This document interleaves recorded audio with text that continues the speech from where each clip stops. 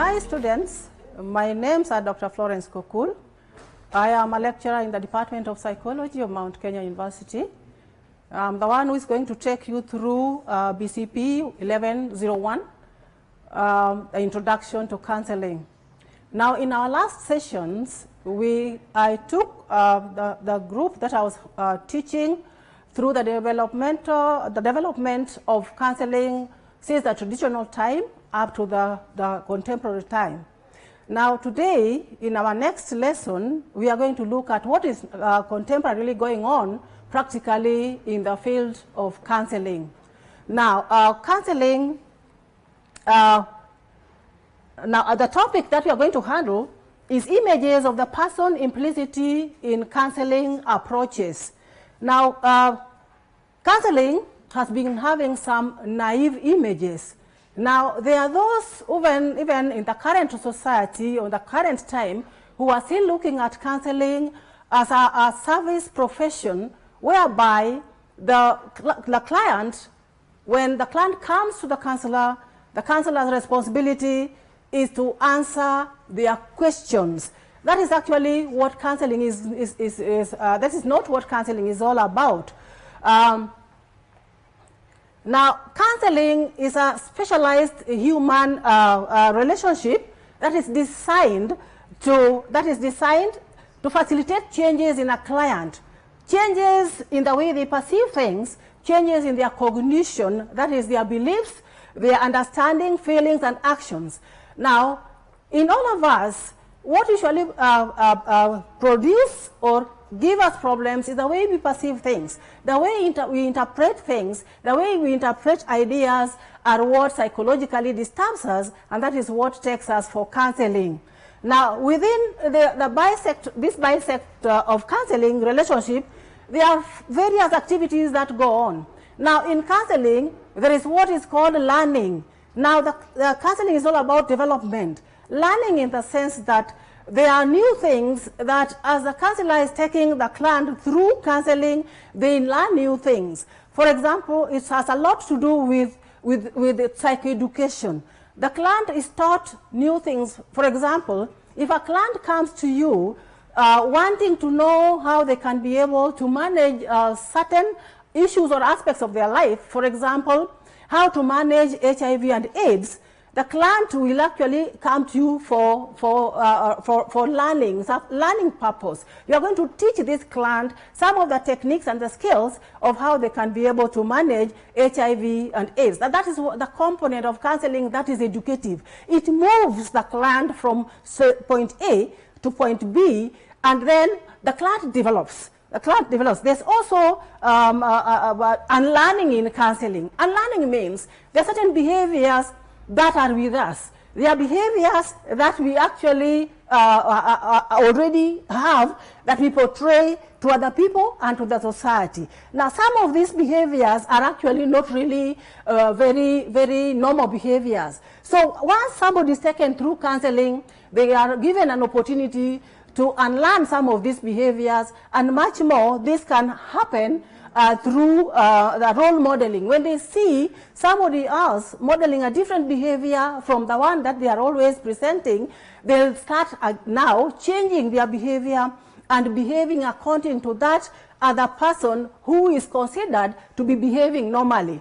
Now, there's also the unlearning and relearning. Relearning also takes place in counseling. Now, what does that actually imply?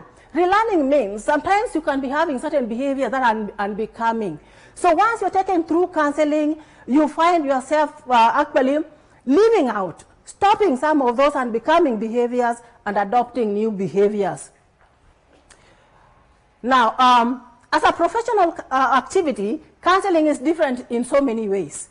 Counseling actually, compared to other disciplines, is a talk therapy. It's a talk therapy that assists the client in seeing themselves differently and in understanding their problems differently.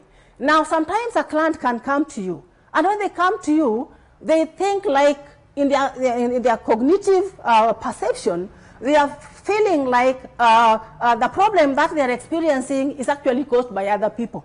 But once they are taken through counseling, that is when they realize that actually sometimes what they are thinking is a problem is actually not a problem, But in the first place, that is something, or it's a problem, but it's a problem that they are the ones who are causing to themselves. So that's the work of counseling as a professional activity. It will help a client actually to understand their problems better using that kind of an insight. Now, counseling generally has a purpose, and its main aim is to develop an understanding in a client, create an insight into the nature of the problem that the client is experiencing, their causes, and then factors that precipitate their problem. Now, the question that you'd ask me is, how can I, as a counselor, assist a client to be able to understand the causes of the problems? Now, in counseling, there are theories that have actually been developed. Now, one of those theories, for example, let's pick the theory of Sigmund Freud. That is a psychoanalytic theory. Now, the psychoanalytic theory is a theory that was developed by somebody who actually tried to analyze the cause of the problem from an early childhood experience. Now, the argument, according to Sigmund Freud here, is that when you are still young, probably there's something that was traumatizing that could have occurred to you or happened to you during early childhood. Now, when you mature up, then you realize that there are certain maladaptive behaviors that you start now presenting to the society.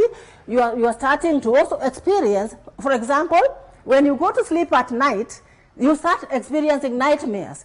Now, traditionally, those nightmares are considered like you are being haunted, which is not true. Scientifically, nobody is being haunted. It means that when you are screaming because you are running away from the emotional pain which you don't want to experience. And that's what Sigmund Freud was saying, that when you face a traumatizing experience and you don't want always to face it, you push those experiences to the unconscious part of your mind. Now, when you push them to the unconscious part of your mind, it's like you're putting a balloon and you're putting a stone on top of a balloon. So when you're asleep, you relax. And when you relax, now those issues that you are trying to suppress come back to the surface and they start haunting you. And then that's why you scream and have nightmares at night. And then those nightmares as an indication that you're running away from the emotional pain which you don't want to face. Now, although each of those definitions of counseling that we have talked about appear accurate and points to the tasks, now, somebody by the name Gerald Egan came up with a 4-stage process of understanding and taking through and helping a student to actually have an insight and understanding into their issues and their problems. Now this process were called Egan's 4-stage process. Now, the Egan's 4-stage process are as follows. Now, the first stage in counseling is called the attending stage. Then there's the exploration stage, and then there's the understanding stage, and then there's the action stage. Now, let us look at what happens at the attending stage. Now, according to Egan, now, at the beginning of every counseling session, the immediate effort of the counselor in all his encounters is to demonstrate that to the client that they are actually involved, and that the counselor is actually very ready to listen to them, and the counselor is actually trying to create an opportunity for an appropriate interaction between the two of them. Now, to be involved with the client means that you really give the client attention, so much attention to the extent that you avoid the distractors. You give yourself wholesale to the client. Now, giving yourself wholesale to the client actually means that you actually listen to the client using what we call in counseling listening with the third ear. Now, listening with the third ear means that you listen to the verbal communication that the client is presenting to you.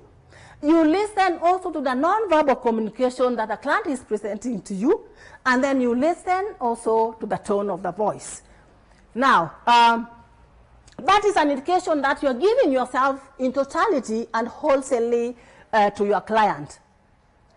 Now, there are certain professional skills that are actually involved in this process of attending.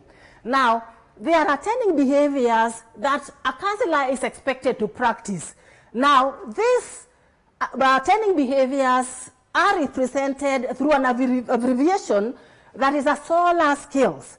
Now, the SOLA skills means S stands for the sitting position. Now, sitting position, you're supposed to sit at 45 degrees, facing your client. And then the seats that you are supposed to be using are supposed to be similar in height, in size, and there should be no barrier between you and your client. Now, what does that mean? It means that you're trying to create a rapport between you and your client, and you are trying to create trust. Why are you creating this? You are creating this because you want the client to actually be open with you and to be able to air out or to present all their issues without reservations. Now, O in this case stands for openness. Now, openness means when you are attending to your client, you're supposed to face your client, but then you're not supposed to cross your legs. You're not supposed to cross your arms. Now, if this happens, it simply means that you are blocking out the client. It means also the client can also read some information or interpret certain things that you may not be aware of. They may know or think that you are not interested in them, and you're hurrying them so that they can go away and leave you on as you continue with your business. Now, L means leaning forward. As you're attending to your client, you're expected to lean forward. Now, when you're leaning forward, you just tilt a little. You don't have to exaggerate it or to be very tense as you're doing that. Now, E means eye contact. Now, eye contact in this sense means when you're practicing eye contact, you're supposed to keep direct eye contact with your client. But again, there are certain things that as you're doing all this, you're supposed to observe. The cultural implication. Now, what does this mean? The cultural implication in this sense means that there are certain cultures that take keeping direct contact to mean disrespect or indiscipline. So you really, particularly when it is an eye contact between a younger person and an elderly person. So you really have to observe that one. There's also another thing, another cultural implication that you have to consider. This one is the gender. The gender also even has an implication on the distance that you're supposed to keep between you and your client. Now, usually under normal counseling circumstance, when you're arranging your seats, the distance between you and your client is supposed to be an arm's length. But now, when it comes to the issue of gender, you're supposed to use your discretion to know the distance that you should keep between you and your client. Otherwise, it can be interpreted differently by different cultures. So you have to observe that. And as you are practicing all these attending behaviors, you have to relax. Remember, you have to relax as if you are talking to your friend, because it's a friend that you have actually established a rapport with. This is a friend that you have actually gotten out of some kind of a stigma that they were facing outside there. So as you are with this client, you're actually supposed to relax as if you are talking to a buddy. Now, after the attending skills, then you're supposed to now go to a stage that they are calling the exploration stage. Now, this is a stage where we call it in counseling storytelling time. It's a storytelling time because it's the time for the client actually to present their issues, while you, as a counselor, you're supposed now to only lend an ear to your client. You're supposed to use skills that reflect or indicate that you're really fully involved and you're journeying together with your client. So with a relationship that is established, let the client, as much as possible, present their issues. Let the client actually present that you're supposed just to listen actively, and you're also supposed to listen reflectively. Now, as the client is telling their story, you as a client, you are supposed to make sure that you actually understand accurately all the issues that your client is presenting to you. Now, once you listen to some of these issues, you're supposed to share them back with your client. And the skill that you're going to be using here is called the empathetic or empathy skills. Now, the empathy skills ensures the client that you are listening and that you are getting into their world view, and you can be able to see and perceive things from their own world view, meaning their own perspective. Now, after the exploration stage, you go to a stage that is called the understanding stage. Now, in this stage, this is a stage where now you are expected and you are allowed to interact with your client. Now, when you are interacting with your client, there are certain skills that you are expected to practice. Now, some of these skills that you are supposed to practice are the questioning.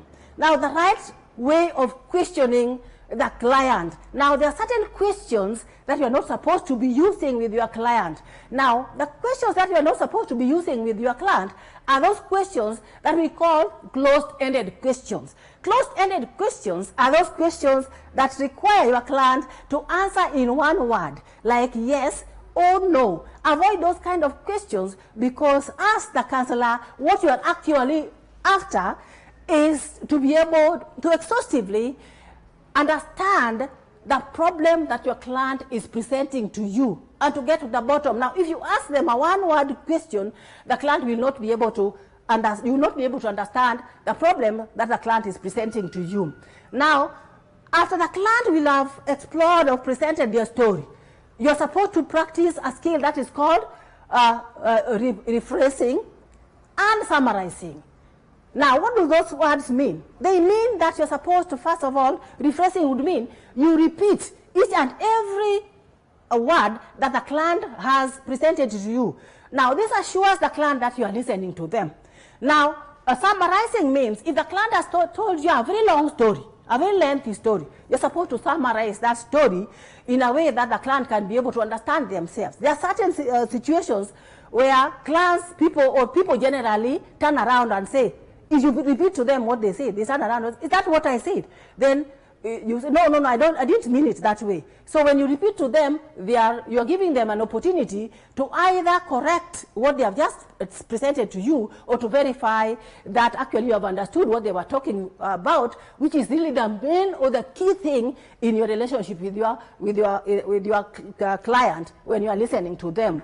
Now, avoid also double-loaded questions where you are asking too many questions in one.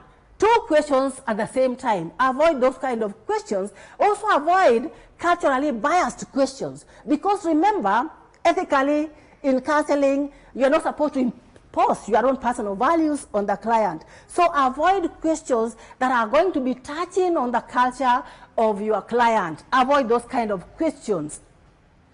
Now, try as much as possible to use reflective questions. Now, what is an example of a reflective question? A reflective question is a question that is going to bring out what is in your client that the client has not talked about or has not told you. Now, an example of a reflective question is a question like, did I hear you say? And when you repeat that one, be as accurate as possible so that the client does not lose confidence in you. Now, after the understanding stage, we go into the action stage. Now, the action stage is actually called the treatment stage. Now, remember, when you are starting to counsel your client, the first thing that you have to tell them is that it is not your responsibility to give answers to the client. It is not you who is going to find answers to your client. Let the client know that it is their responsibility to come up with solutions to their own problems. So under the action stage, make sure that the client has explored fully a deep understanding as possible of their underlying problem, so that they can be able to get an opportunity to deal with it. Now, let them also understand the complications that are involved in those kind of underlying problems, and they should be able to be ready to take an appropriate action in solving some of these problems. This is a stage where you as the counselor are supposed to assist your client. Yours is just to support. Yours is just to aid the client so that once they see the insight, they should be able to come up with goals, that those goals are the goals that are going to help them work on outside there so that they find a solution to the problem that is affecting them. Now, your duty under the action stage is to just act as an empowering agent and also a facilitator to action. But the person, the role of the client is that they are the people who are supposed to go out there, find a way of sorting out and solving their problem. Now, the end stage of now the action stage involves the termination stage. Now, once you are sure and you have observed the way the client is now behaving, we should now be different from how they were behaving before they came to you for counseling or when they came to you for counseling, and you have observed that at least there's some change, and they have also realized themselves that actually there's some change, then you'll be able to terminate your counseling session. But even with termination, you still have to prepare your client for the termination, because otherwise they might go back to their original state in which they came in. Now, endorsing the above process definitions of counseling, the British Association of Counseling asserts that counseling is a skilled and principled use of relationship to develop self-knowledge, and that's where we were talking about learning at the beginning, and to develop self-knowledge, emotional acceptance, and growth and personal abilities and resources. Those resources that your counseling is supposed to help you understand, those are the resources that you're actually going to use to solve your issues and your problems. Therefore, the overall aim of counseling is to help a client to live a more fully and satisfying life. Now, at that point, we have come to the end of our session, but I would like to give you some assignments. Now, at your own free time, I would want you to practice some of the attending skills that you have learned in today's class, and at the same time, try and practice active and reflective listening skills with a person of your choice at home.